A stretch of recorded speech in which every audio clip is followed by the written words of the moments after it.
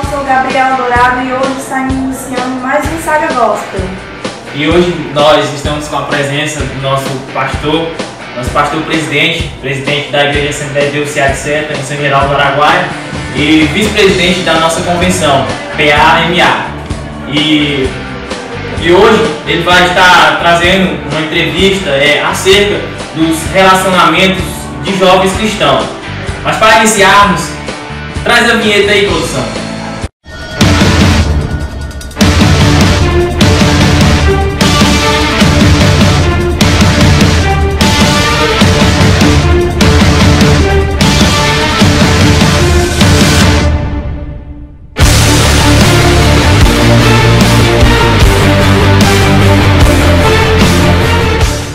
Pastor Marinaldo, a paz do Senhor. A paz do Senhor. É um prazer nós estar hoje recebendo o Senhor como nosso entrevistado. E eu creio que o Senhor, como uma pessoa muito sábia, nós teremos muito a aprender também. Nós como entrevistador, como apresentadores, nós também iremos aprender muito, assim como o nosso público. E a primeira pergunta é: o que é um namoro? Bem, quero cumprimentar todo o público aqui desse canal Gospel, né? Parabenizar a equipe pela iniciativa e propor também para contribuir com vocês nesse trabalho. Bem, o namoro é o relacionamento entre duas pessoas em que, num período médio e longo, eles passam a se conhecer, para que num futuro posterior, venha a concretizar, né, um casamento, etc. Mas o namoro é essencial, e o namoro em si é o relacionamento entre as partes passam a conhecer, né, o comportamento de cada um. E a segunda pergunta, pastor, eu vou deixar com a minha amiga. A segunda, a terceira e a quarta. Pastor, o que fazer para ter um namoro santo? É muito simples.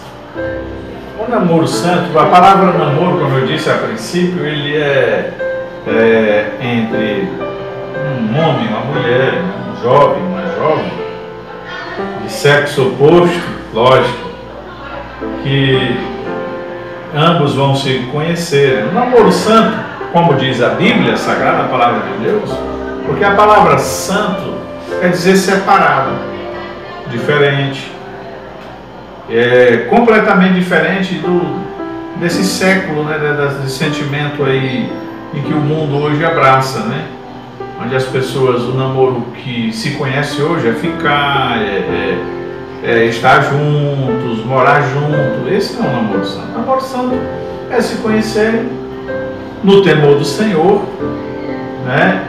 Colocando sempre os princípios bíblicos à frente, que o jovem, o rapaz e a moça, eles se preservam, né, dentro do seu padrão divino, das Sagradas Escrituras, para não se inflamarem e nem tampouco ocorrer de que eles venham cometer nenhum tipo de incidente na vida espiritual. Então, o namoro santo é um namoro com decência, com pudor, com ordem, não abrasado.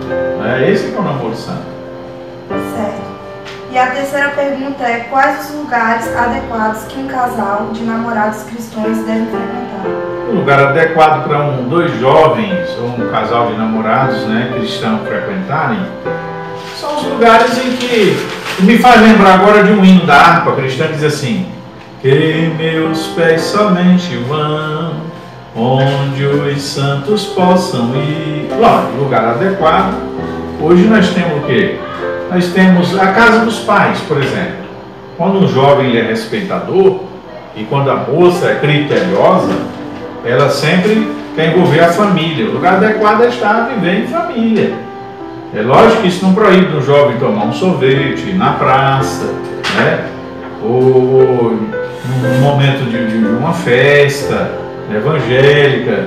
Lugares adequados, com certeza. E a quinta pergunta: o namoro só deixa de ser santo se houver sexo? Não, de forma alguma.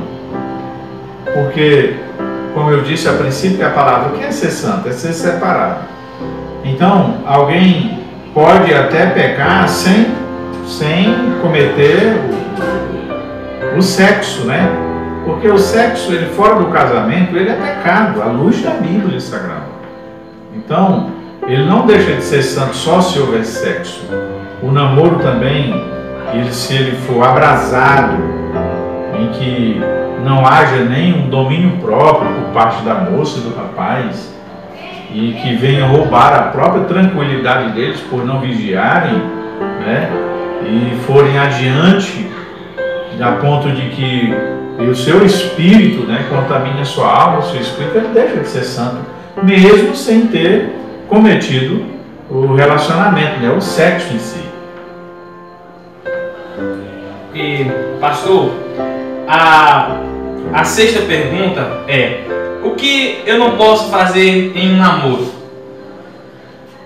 Olha, eu acredito que não está tendo redundância, mas uma coisa após a outra, uma vez que o namoro ele deixa de ser santo só se não houver sexo, ao mesmo tempo, o que eu não posso fazer no namoro é aquilo exatamente, por exemplo, o que é o namoro? Como eu disse no princípio, duas pessoas se conhecem, mas o namoro não é para se tocar, para se apalpar, para já entrar em detalhes íntimos. Então, eu quero que você repita a pergunta de novo. O que não posso fazer em um namoro? O que não pode fazer em um namoro é você invadir a intimidade de uma moça ou a moça invadir a intimidade do homem. Porque isso fica reservado após o casamento. Fica reservado após o casamento. Até porque deixa de ser interessante. Tanto a mulher fica vulgar, ela se vulgariza, como o homem também deixa de respeitar. Eu costumo dizer que no Oriente Médio, as mulheres mais desejadas do mundo são as afegãs. Por quê? Porque elas andam cobertas. O homem só pode tocar nela após o casamento. Então, o que não deve acontecer em um namoro santo de dois jovens crentes é ele invadir a intimidade. Tá? Eu falei há pouco atrás que não é conveniente no namoro a pessoa se abrasar, mas ser um namoro santo, digno, respeitador, ético, né? Porque essa é a forma correta. E a última pergunta, pastor, é uma pergunta, digamos, um pouco polêmica, mas é uma pergunta que todos os jovens cristãos, eles precisam ouvir a resposta. A pergunta é o seguinte: é natural um jovem na puberdade se masturbar? Quais as consequências espirituais que isso pode causar? É natural, sim. É natural. Por quê? Porque ele, quando está com os impulsos, né? Está a sua pele, se aflora a sua pele, né? Os impulsos da carne, né? Onde ele está com todos os hormônios desenvolvidos, pode ocorrer do jovem se masturbar. E as consequências espirituais disso é porque não há necessidade de que o jovem entre para essa prática. No entanto, se isso vier a acontecer, cumpre-se o que diz a palavra de Deus, que nós devemos crucificar a nossa carne. Está escrito em Gálatas 5, a partir do versículo 16, diz assim: andai em espírito e não cumprireis a concupiscência da carne. Antigamente tinha um mito na história que o rapaz não podia ficar sem mulher porque ele adoecia, ou vice-versa, a mulher sem o homem porque adoecia. Não. Como o homem desenvolve os seus hormônios completamente da mulher, e o homem, por gerar milhões de espermatozoides por dia, o próprio Deus deixou uma válvula de escape para o homem, a ponto de que ele não venha estar cometendo isso, né? Usando seus membros, que é templo do Espírito Santo, o corpo dele é templo do Espírito Santo.